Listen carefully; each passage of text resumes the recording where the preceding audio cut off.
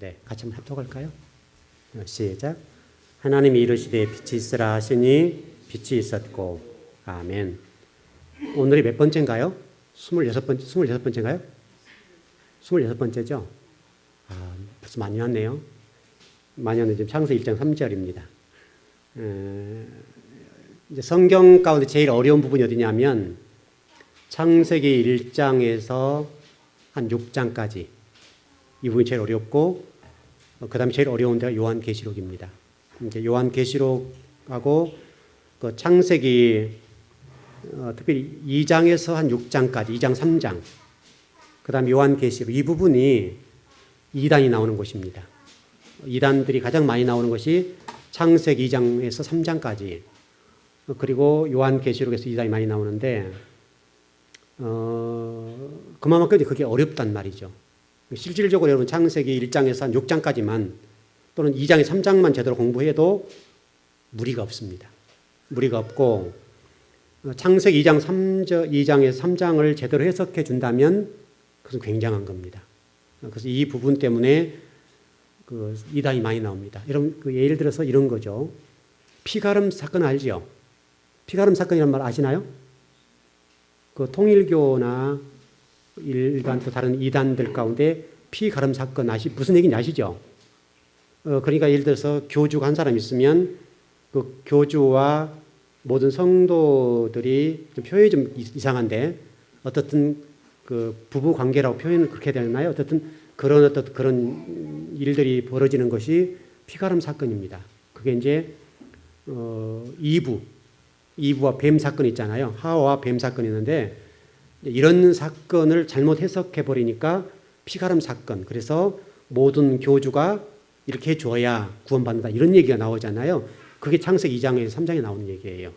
결국은 창세기 2장 3장의 문제고, 그 다음에 요한계시록 넘어가 보면 이단 문제가 어떤 것이냐면 예를 들어서 뭐 두 감람나무, 두 증인 이런 얘기 있잖아요. 다 두 증인 가운데 자기 이름을 끼워 넣잖아요.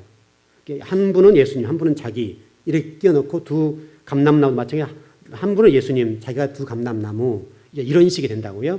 그래서 이런 것들이 전부 이단의 아주 용어 가운데 많이 나오는 구절들이에요. 이런 것만 우리 제대로 알아도 이 이단을 분별할 수가 있는데, 근데 실질적으로 그 속에 그 소속 단체에 들어가면 그렇게 변해 바뀌어져요. 그걸 감당을 못 하는 거예요.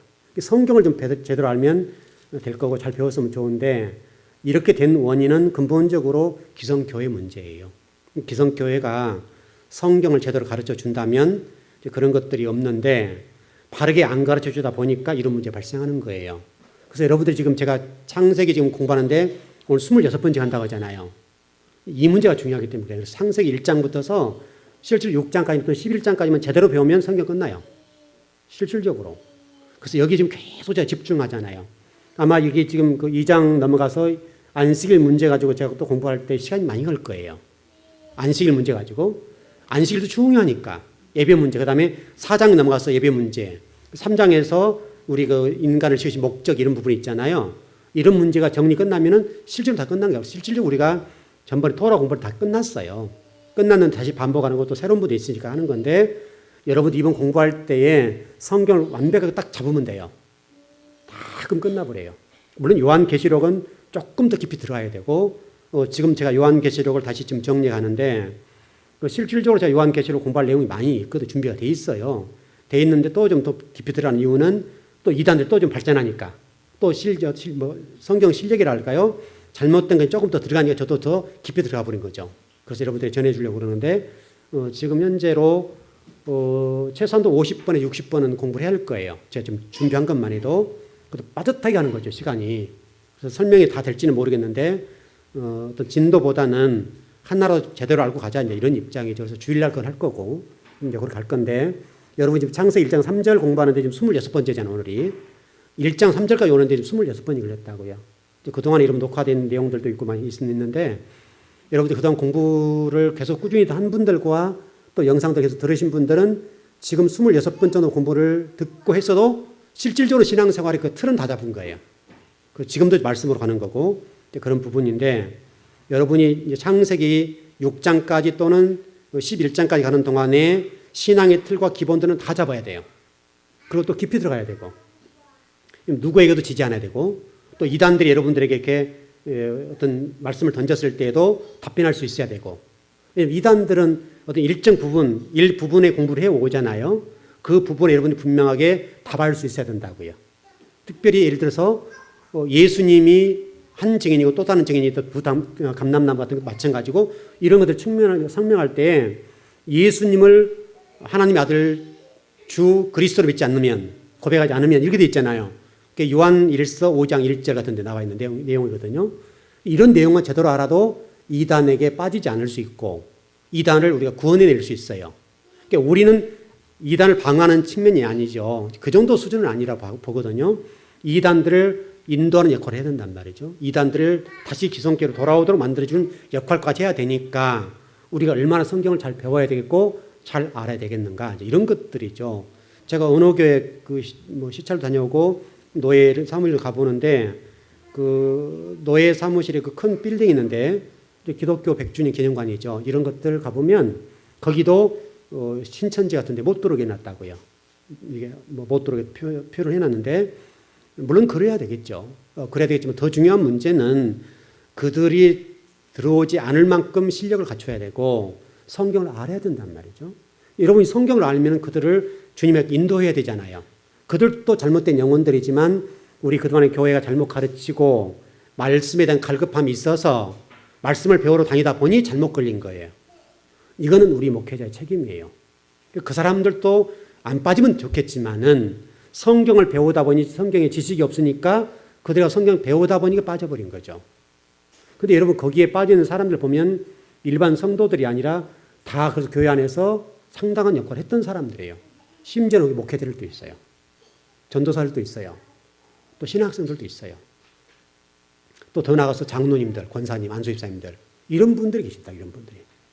그래 이 문제는 우리 교회 문제라 보는 거고 교회가 그동안에 성경을 잘못 가르치고 그냥 복받아라 하다 보니까 계속 반복되잖아요. 그래서 목회자들이 한 3년마다 설교를 다시 돌려주잖아요. 새로운 것을 나가야 되는데 3년 텀을 두고 설교를 또 재탕한단 말이죠. 재탕을 하다 보니까 목회자는 편할지 몰라도 성도들의 수준을 낮게 보는 거잖아요. 낮게. 그러니까 성도들은 때로는 초신자들은 어쩔지 몰라도 성경을 배우려고 하는 또 성경을 알고 있는 어떤 성도들에게는 새로운 영적 갈증이 있단 말이죠. 영적 갈증이 있는데 그거를 가르쳐주지 아니하니까 말은 못하잖아요. 말을. 목사님은 새로운 설교 좀 해주세요 라고 말을 못하게 되니까 그들이 쉽게 설명하면 이제 다른 밥을 먹게 되는 거죠. 외식을 하는 거죠. 외식을 하다 이곳저곳 떠돌다 다니다가 딱 걸리면 들어가서 말씀을 딱 들어보니까 그냥 뿅 가버린 거예요. 그렇게 되어서 문제가 발생하게 된다. 그래서 말씀을 좀 가져, 말씀을. 성경 말씀을 가져야 되고 여러분 성경을 부지런하게 읽어야 돼요. 성경을 읽을 때 열심히 읽어야 돼요. 여러분 성경을 여러분 제대로 안다면 여러분 스스로가 방어력이 생길 수가 있어요. 또 그리를 가르칠 수가 있고 여러분들 정도 되면 그 사람들 가르칠 수 있어요. 충분히 가르쳐요. 우리 교회 성도들 가운데 핵심적인 성경 공부를 한 분들은 그 사람들을 성경으로 가르칠 수 있어요. 여러분이 배운 정도만 해도 충분해요. 가르칠 수 있는데 다만 여러분이 좀 두려움이 있을 뿐이죠. 그래 여러분 직접 사람을 맞닥뜨려서 성경을 가르쳐 보면 우리 교회에서 공부한 것만 가지고도 충분해요. 충분하고 여러분들이 충분히 방어할 수 있고 그들이 충분히 변론할 수 있어요. 변론할 수 있는데 우리가 좀 어려운 거죠. 그래서 여러분 초대교회 성경이 기록된 배경이 그렇지 않습니까? 이단의 방어학에서 논쟁을 해서 이길 수 있도록 한 게 성경책이란 말이죠. 그래서 어떤 신약성에 구약성에 기록된 배경이 이단에 대처하기 위해서 그랬어요. 그래서 여러분 성경을 제대로만 배우면 이단을 대처할 뿐만 아니라 이단들을 옳은 곳에 인도할 수 있단 말이죠. 그래서 이번 주에도 여러분 좀 저도 예민하게 지금 예배를 준비하고 그랬는데 지난주 왔던 분이 안 오잖아요. 안 오게 된 것이 왜 그러겠어요? 우리 교회가 여러분들을 보고 교회를 보면 알잖아요. 말씀 있는 교회는 못 끊는다고요. 앞에다가 그 문 앞에다가 이단들 들어오지 마시오, 추수꾼들 들어오지 마시오 해도 들어온단 말이죠. 그 사람들이 얼마나 교묘하게 들어오는데, 근데 여러분이 교회에서 공부하는 내용을 들어보고 설교를 들어보고 다 점검할 거 아니에요? 그래서 이 교회는 되겠다 안 되겠다 이미 결정해요. 그렇게 결정하고 오는 건데 그래서 만일 우리 교회가 말씀이 없는 교회였다면 그 사람들이 타겟을 잡기 시작해요. 그래서 혹시 이번 주에 좀 더 센 사람 오지 않을까 싶었는데 안 왔단 말이죠. 그것은 본인들이 결정을 내리고 이 교회는 안 되겠구나 해서 된단 말이죠. 물론 나중에 또 다른 사람이 들어올지는 모르겠지만은 그러나 끊임없이 강단의 말씀을 전해주고 진리를 증거해 준다면 여러분들이 우리 안에서 편안하게 살 수 있는 거예요. 여러분들이 설교를 듣거나 이런 공부가 어렵고 때로는 힘들 수 있잖아요.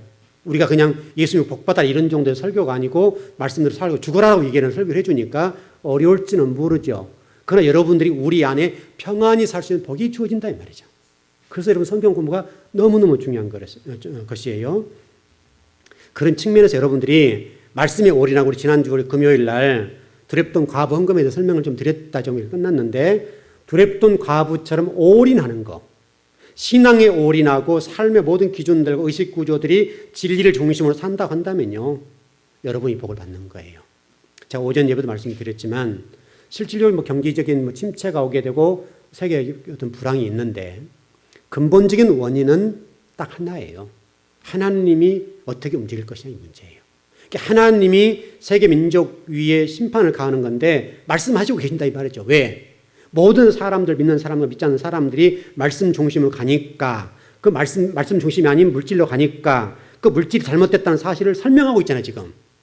근데 이 부분에 얼마나 우리가 경각심을 가지고 하나님이 주인 되심과 물질이 우리로 하여금 진리를 거스르게 한다는 거, 물질 나쁜 것은 아니지만 물질이라고 하는 것을 주실 때나 그 물질을 추구하는 이 부분이 하나님 자리를 대신한 것은 아니라 이 말이죠.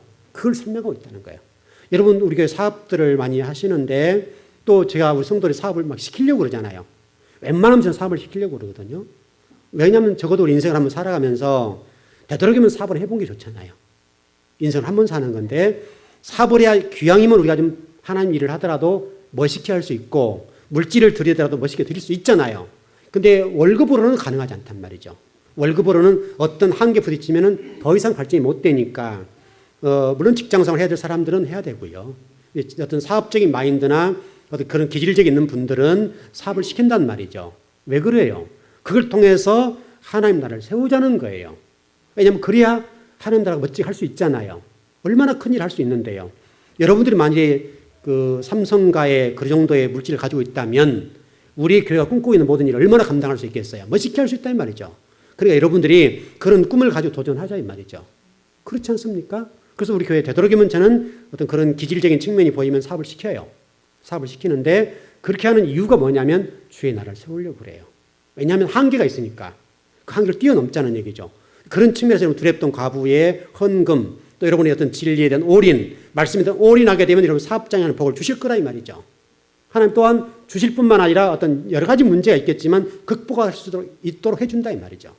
그래서 좋은 거예요. 그래서 여러분들이 어떻든 간에 하나님 나라에 올인을 하려고 하는 의지와 그런 믿음을 가지고 있다면 얼마나 좋겠나. 그런 겁니다. 그래서 오늘 이번에 그 노마 교황이 새롭게 선출됐죠. 근데 그분이 첫 번째 그 강론이라고 합니까? 뭐 미사할 때 얘기를 좀 했는데 첫 번째가 뭐였어요? 여러분 혹시라도 아시나요? 첫 번째 뭐라고 그랬죠? 뭘로 어떻게 해야 된다고? 뭐요? 뭘로 돌아가자? 그렇지. 기본에 충실하자. 그랬죠? 기본에 충실하자는 기본이 뭐라고 했어요? 기본이 뭐라고 그랬죠? 안 보셨어요? 그러셨구나. 다들 걸어가셔가지고. 예수와 십자가로 돌아가자. 그랬습니다. 기본으로 돌아가자는 기본이 뭐냐?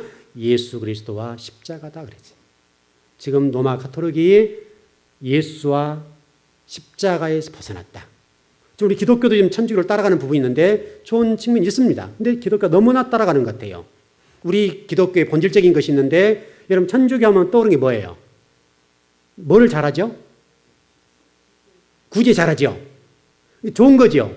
좋은 건데 그래서 기독교가 지금 많이 그쪽으로 따라가요. 구제 나쁘단 말이 아니고 구제를 하라고 그래서 성경에 하라고 했는데 그동안에 한국 교회가 구제를 안 했다가 구제를 했었죠. 했었지만 이제 눈에 드러나게 많이 하려고 하는 부분이 있는데 그 부분이 천주교를 따라가서 그래요. 하지 말자는 얘기 아니에요. 해야 되지만은 천주교와 똑같이 해서는 안 되죠. 왜냐하면 그거는 전통을 자랑하고 이 사람과 이런 인간적인 걸 많이 좀 강조하는 것이 있으니까 우리가 구제하고 선교해야 되지요. 해야 되지만은 천주교가 돼서는 안 되죠. 교회는 늘 개혁하여 진리로 돌아가야 되고 말씀 중심으로 돌아가서 가면 될 건데 말씀대로 하면 구제, 선교 다 나오잖아요.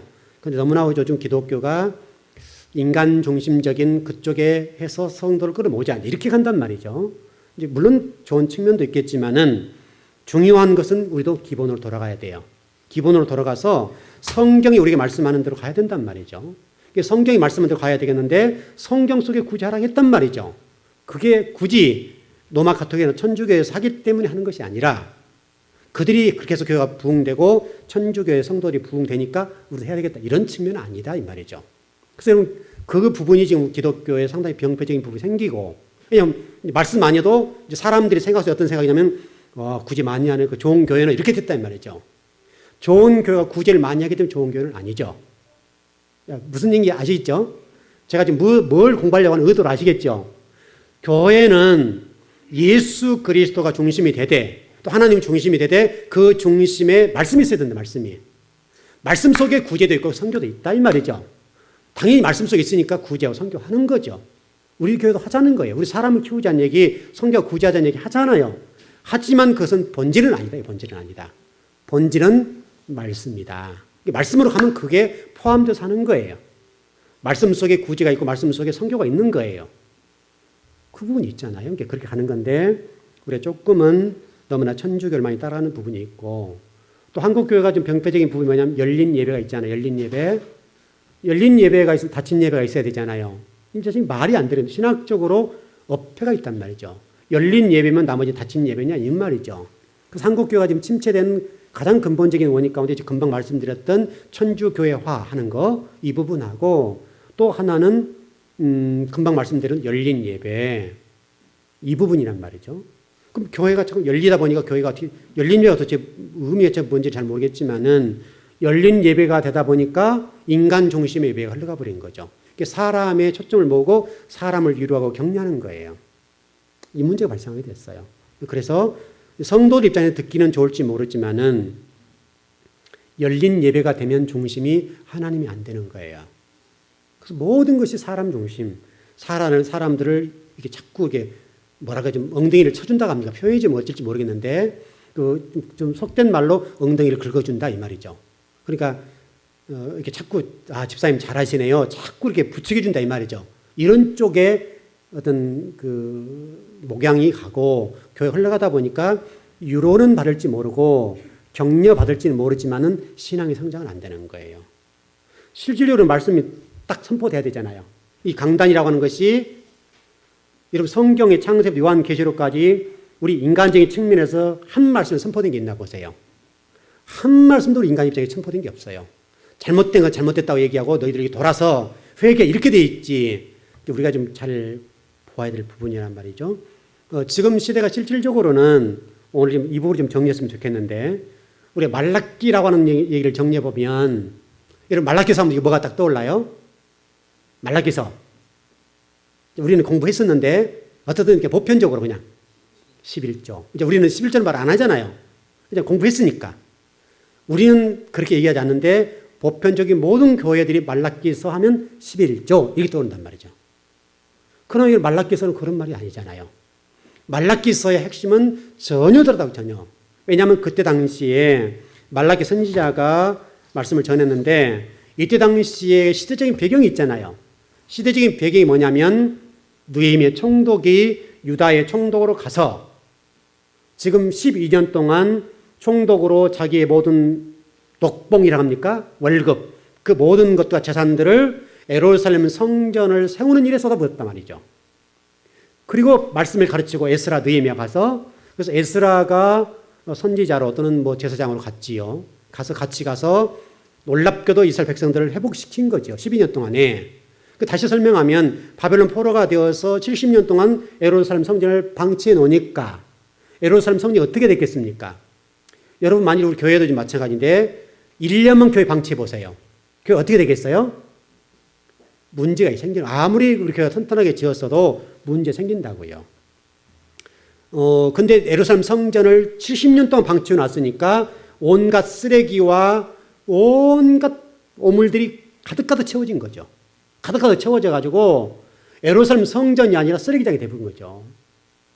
그래서 느헤미야나 이 에스라가 들어와서 딱 보니까 예루살렘 성전이 쓰레기장이 돼 있는 거죠. 그러니까 에스라 선지자나 느헤미야 선지자가 막 호통을 치는 거죠. 호통을 치는 거죠. 너희들이 예루살렘 성전을 이렇게 해놨다 해서 막 야단을 치고 통곡을 하는 거죠. 그래도 백성들이 끔찍하지 않는 거예요. 전혀 마음속에 감동이 없고 전혀 이스라엘 백성들 또 유대의 백성들이 하나님 나라에 대한 그런 어떤 뭡니까? 죄책감이나 잘못 섬긴 거에 대해서 조금도 흔들림이 없는 거예요. 그러니까 느헤미야 선지자, 느헤미야 총독이 와서 총독으로 이제 부임이 오잖아요. 원래는 그 술관원이었죠. 그 아다삭사? 뭐죠? 그 왕이? 아닥삭스다. 아닥사도 왕 때의 술관원이었으니까 술 맡은 관원. 다시 설명 요즘으로 얘기하면 비서실장 정도 된단 말이죠. 왕의 모든 수라상과 그 모든 이런 것들 비서실장 정도로 그렇게 했던 사람이니까 권력 있는 사람이죠. 왜냐하면 대통령이 가장 찍어내는 사람이잖아요. 요즘으로 얘기하면 그 사람인데 이 느헤미야가 이 아닥삭스 왕에게 얘기하잖아요. 내가 왕 곁에서 이기는 것도 좋은 것이지만은 나에게 기회를 달라고 12년 있으면 다시 돌아올 거라고. 그래서 유다 총독을 보내달라고. 다시 설명하고 요즘식으로 얘기하면 그 비서실장이 지방의 무슨 관리로 좌천되는 격이에요. 총독은. 그게 쉬운 일은 아니죠. 그럼에도 불구하고 이 느헤미야가 그렇게 해서 유다에 가서 12년 동안 일을 했어요. 그래서 에스라는 말씀을 가르치고 자기는 총독으로서 예루살렘 성전을 세우고 온 정열과 모든 것들을 다 쏟아 부은 거죠. 12년 동안 가르쳤어요. 그 와중에 에스라가 죽게 되고 12년이 딱 되는 날 느헤미야가 아다삭사 왕에게 가죠. 딱 와서 카카 저 왔습니다. 깜짝 놀라는 거죠. 이제 백발이 허옇지 않았겠습니까? 나이가 들어서 왔는데 자네 웬일인가 이렇게 한 거죠. 예, 제가 12년 만에 온다고 하지 않았습니까? 12년 딱 됐습니다. 딱 돌아온 거죠. 그러니까 왕이 정말 거나하게 반찬도 만들고 잔치를 베풀고 요즘으로 연회를 베푼 거죠. 그래서 흔하게 해준 거죠. 그리고 아닥사 왕이 제발 앞으로 나에게 같이 있어달라 이제 간곡하게 부탁을 하죠. 그럼에도 불구하고 느헤미야가 그 다음에 가서 얘기를 했죠. 각하 제가 왕 곁에 있으면 좋겠지만은 제 기회를 한번 더 주시면 어떨까요? 그래서 다시 한번 유다 총독으로 갑니다. 한 1년 정도 걸려다 갔을 겁니다. 시간적으로 정확히 나와 있지 않으니까 그렇지만은 어떻든 좀 타임이 있는 시간적인 갭이 있었어요. 다시 돌아가 보니 어떻게 됐겠어요? 12년 동안 말씀을 가르치고 예루살렘 성전을 보호하고 했던 일을 했는데도 불구하고 가서 보니 엉망인 거예요. 1년 만에 돌아가 보니까 또 원래 제자리로 돌아가 버린 거죠. 여러분 신앙은요. 그래서 들으면서 믿음이 생긴다 그랬죠. 말씀을 듣지 않고 배우지 못하니까 1년 만에 완전히 신앙이 무너집니다. 다시. 그러니까 느헤미야 가서 보니까 정말 가관이잖아요. 거기다가 더 기가 막힌 것은 예루살렘 성전 안에 누가 있었어요? 성전 건축 방해했던 사람 누구죠? 성전 건축 방해했던 사람. 산자 들어가고 그렇죠? 그렇지. 산발락과 도비야. 이 사람들이 예루살렘 성전의 좋은 방을 다 차지하고 있는 거죠. 왜냐하면 주인 없는 방이니까. 이 성전 방해했던 산발락과 도비야 같은 사람들이 예루살렘 성전에 다 버티고 앉아 있는 거죠. 느헤미야 가서 어떻게 했어요? 요즘으로 얘기하면 이런 거죠. 우리가 잠깐에도 갔다 왔는데 이단들이 와서 교회를 찾아오고 있는 거예요. 이 격이 됐어요. 이 격이. 그때 느헤미야 심정이 어떻게 했어요? 이 열불나죠. 자기는 정말 자기의 온 재산과 정말 그 좋은 자리를 버리고 이렇게 왔는데 내가 잠깐 자리 배운 순간 이게 됐으니까 느헤미야가 호통을 치는 거죠. 호통을 치고 이 산발락과 노비야를 그냥 패대기를 친 거죠. 여러분 안 그러겠습니까? 패대기를 쳐서 예루살렘 성전 바닥에 그냥 던져버린 거예요. 막 던지고 막 야단을 치는 거죠. 야단을 칠 뿐만 아니라 이스라엘 사람 유대인들에게 막 호통을 치는 거예요. 내가 잠시 잠깐 비어있는 동안에 너희들이 이렇게 됐느냐 하면서 막 야단을 치는 거죠. 근데 뭐 꿀먹은 버니처럼 가만히 있는 겁니다. 뭐 반항할 힘도 없고 뭐 그러면 그러시죠. 저러면 저러죠. 뭐 아무런 반응이 없는 거예요. 왜냐하면 신앙 자체가 없으니까 회개할 마음도 없고 여기에 뭐 찔림도 없고 이 상태가 된 거지 지금. 그러니까 쉽게 설명하면 뭐 이게 너 왜 그래 이렇게 해도 뭐 모르는 거예요. 몰라요. 그래서 느헤미야가 가서 보니까 그것뿐만 아니라 레위인들이 다 뿔뿔이 흩어져 가지고 성전은 아무도 없는 겁니다. 성전을 보살피고 제사를 집례하는 모든 일을 도와야 될 레위인들이 다 도망가고 없는 거예요. 그러니까 느헤미야가 이제 자초지종을 물어보는 거죠. 왜 레위인들이 이 예루살렘 성전에 아무도 없이 다 도망갔냐 물으니까 하는 얘기가 유대의 백성들이 예물을 드리지 않으니 레위인들이 먹고 살 수가 없어서 흩어졌다는 겁니다. 여러분 그래서 하나님이 이 느헤미야 선지자 또는 말라기 선지자를 통해서 하신 말씀이 뭐냐면 예물을 드려라. 그 얘기를 하는 겁니다. 그리고 지금 말라기서 보면 여러분 그렇게 됐잖아요. 병든 것, 처는 것, 멱다 남는 것, 그거 들었잖아요. 지금 그 얘기라니까 지금 느헤미야가 딱 가서 보고 이제 느헤미야 다 죽게 됐잖아요. 그리고 말라기 선지자가 딱 되었을 때 보니까 그렇게 돼 있거든요. 그게 말라기 선지자를 통해 말씀하신 것이 너희들은 냉장고 200리터짜리에서 400리터짜리 바꾸고 400리터짜리에서 이제 또 좀 자동으로 좋은 걸 바꾸고 또 세탁기도 수동해서 요즘은 그 뭐죠? 그 앞에 문 달린 게 뭐예요? 이 뭐라고 저게? 드럼 세탁기를 바꾸. 드럼은 여러분 이 빨래가 안 꼬이잖아요. 이 위에서 오는 것은 꼬이잖아요. 그러면 그 뜯어내려면 힘들잖아요. 근데 이 드럼 세탁기는 이게 도니까 옷이 걸리지 않고 이게 엉키지 않는단 말이죠. 이게 편하고 좋죠. 그래 좋은 세탁기는 버리고 이제 드럼 세탁기도 크고 좋은 거 빨래도 들어도 착착 돌려주는 거 이렇게 바꾸게 된 거죠. 그 다음에 가구도 바꾸고 텔레비전도 요즘 뭐 좋은 TV도 많이 나오잖아요. 화면에다가 아주 영화를 보는 느낌 같은 그런 탁 TV도 갖다 놓고 이렇게 바꾸고 있는 거죠. 근데 성전이 지금 이렇게 회파되고 성전이 무너지고 예배가 안 됨에 불구하고 유대인들이 전혀 의식이 없는 거예요. 그래서 여러분 말라기 선지자가 너희들이 배부르고 먹다 남는 거 병든 거 정든 거 다 이제 썩어 문드러지는 것 같다 성전에 바치니 하나님 이거 받겠냐? 한 말이 말라기 1장에 나왔다고요. 그래서 말라기 선지자에게 하나님 말씀하신 것이 저들을 와서 기도하고 예배 때문에 내가 답답하고 저들 기도를 하면 기도를 받아줘야 되겠는데 기도 못하게 해라. 예배를 못 드리게 해라. 얼마나 하나님 답답했으면 기도를 받지 않겠다는 거예요. 왜냐하면 기도하면 그 기도에 대해 처리를 해야 할 거 아니에요. 받든 안 받든 처리해야 되니까 하나님이 제발 성전에다가 문을 딱 닫아버리고 못질을 해서 저들이 들어와서 예배 못하게 하고 기도 못하게 해라. 여러분 성전이 만민이 기도하는 집이잖아요. 예배를 드리는 장소잖아요. 그러면 하나님께 말라기 선지자에게 성전에 기도 못하게 만든다 이 말이죠. 이 과정에 모세 이후로 수많은 선지자들 여호수아부터 시작해서 에렐리야, 엘리사 또 그 다음에 더 나가서 이사야, 에레미야, 에스겔, 다니엘 호세부터 말라기까지 소선지자, 대선지자 이런 선지자를 통해서 하나님이 말씀을 하셨단 말이죠. 근데 오히려 말씀을 전하는 그들을 죽이고 거짓 선지자의 말을 듣고 다 추종하는 거죠. 그런 역사적인 배경이 말라기서의 핵심입니다. 그래서 그때 레위인들이 없으니까 말라기 선지자가 선포한 게 뭐예요? 11조를 드려라. 그리고 시험해봐라. 내가 너희 후손을 책임져 줄게. 시험해. 그래서 말라기 선지자를 통해서 하신 말씀이 말라기 3장 10절 11조가 나왔고 그 위에 보면 감사해라. 그렇게 돼 있잖아요. 감사. 다시 설명하면 그 일을 통해서 성전을 수리하고 레위인들 먹게 살도록 만들어주고 성전을 관리하도록 만들어주고 예배가 집례대로 만들고 제사장을 살게 만들어주고 해라. 여러분 그겁니다. 말씀이 얼마나 중요합니까?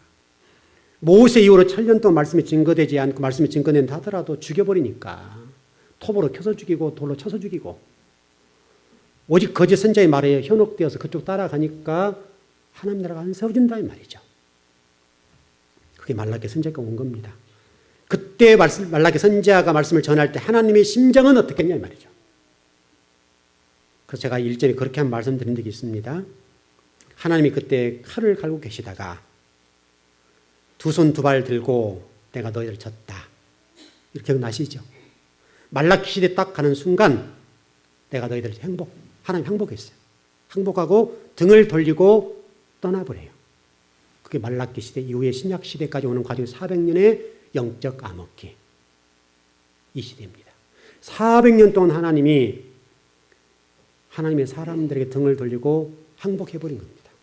나 너희들 졌다. 내가 너희를 도저히 못 해본다. 그 새로운 신약 성경에 나온 말씀 뭡니까? 이 돌들로도 아브라함의 후손을 삼을 수 있단다. 내가 능력이 없어서 이렇게 못하는 게 아니라 이 말이죠. 다만 하나님이 원하시는 것은 너희들 가운데 한 사람이라도 경상하고 깨어서 진리를 탐하고 진리를 산다고 한다면 내가 그를 통해서 주의 나라를 세우겠다. 그 말이잖아요. 그 말. 돌이 아브라함 후손이 될 수 있다는 거예요. 오늘 우리 주일 예배를 드리면서 저와 여러분이 그 아버지의 마음을 좀 이해하고 아버지가 여러분과 저를 쓰셔서 이 시대의 빛과 소금의 걸 감당하고 하나님의 사람이 되어서 저 죽어가는 는 영혼들과 진리를 거스려가고 진리의 반대길을 걷는 많은 영혼들을 위해서 멋지게 살아보자. 여러분 실질적으로 바벨론 포로 잡혀갔던 사람들이 약 300만 정도에서 4,600명이 끌려갔습니다. 실질적으로 귀환할 때는 20에서 30만 정도 귀환이 가능했는데 물론 처음에는 10만 명 정도 돌아왔을 거라 보여집니다. 전체적으로 이 30만 가운데 10만 명이 돌아왔거든요. 물론 70년 동안 번성했으니까 4,600명이 갔다가 돌아왔는데 그들이 이스라엘 구루터기라는 거죠. 남은 자예요. 지금도 하나님 나라는 숫자의 문제는 아닐 겁니다. 하나님께서 10만 명을 통해서 이스라엘 백성을 세우시고 나머지 300만의 사람들을 흩어버리고 죽였잖아요. 우리 성경적으로 얘기하면 내가 그들을 연병과 기근과 전쟁을 찾아가 다니면서 죽일 것이다. 칼로 내가 찾아다니면서 어느 곳에든 내가 너를 죽일 거야 해서 죽이잖아요. 그러니까 바벨론 포로에 가야 되는 것이 아버지 뜻이었잖아요. 가지 않고 버텼던 사람들은 흩어지게 만들었고 흩어진 가운데 전염병으로 죽이고 칼과 연병으로 죽여서 하나님을 찾아가서 죽이는 거예요. 하나님 말씀도 살지 않고 순종하지 아니하니까 비록 유대인이지만은 하나님이 그들의 말씀대로 순종하지 않는 그들을 찾아가서 칼이 죽이고 전염병이 죽이고 전쟁이 죽이고 기근이 죽이고 다 죽이는 겁니다. 오늘 저와 여러분에게 그런 사명이 있지 않겠나 싶습니다.